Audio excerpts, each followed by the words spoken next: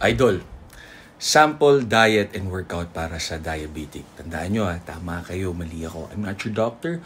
Do what works for you. Always consult your physician, physical trainer, your doctor. So, ang workout na maganda sa inyo sa diabetic is walking. Number 1 yan, 15 minutes to 60 minutes total in a week.